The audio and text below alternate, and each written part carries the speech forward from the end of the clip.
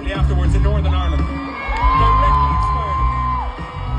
At a time and place where not every single citizen in Northern Ireland was guaranteed the right to vote. You know? It's so easy to forget that all these things, these rights that we have, had to be pushed for. Even something as simple as the right to vote had to be pushed for, had to be worked for, had to be fought for, you know what I mean? On the way in I saw the ALF CIOs out picketing. On the way in, you might have seen them. That's a union that represents a lot of workers in America. They're out working, they're out pushing for workers' rights, you know what I mean? I gotta commend them for that, I did not realise.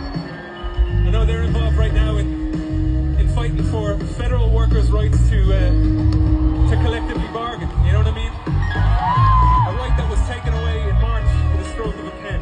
And that right to vote, these rights that we have, they're so easy to take for granted, but they're so fucking important. And as we've been traveling, I've been asking people to use their democratic voices, use their votes to support a ceasefire, to support peace and safety and security for everybody in the Middle East, you know what I mean?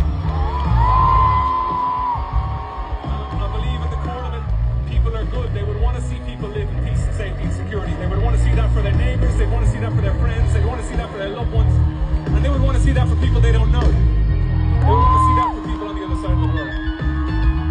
They wouldn't want their neighbors to live in the fear of the shadow of hatred. They wouldn't want to see their Jewish brothers and sisters live in the fear of anti-Semitism, or their Muslim brothers and sisters live in the fear of Islamophobia and racism, you know what I mean?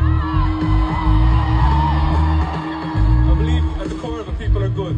They want to see members of the LGBTQ plus community, our trans siblings, treated with decency and safety, you know what I mean? And kindness and peace and safety and security for everybody in the Middle East means seeing a Palestine that's free from occupation. It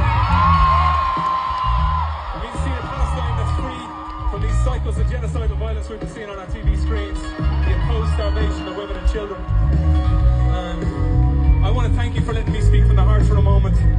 I want to thank you for letting me witness the everyday goodwill, the everyday kindness, the everyday looking out for each other that I'm seeing in this show here tonight, in this venue here tonight. Sincerely, thank you. And the welcome and the kindness and the warm heart of this city, of this place. Sincerely, thank you so fucking much.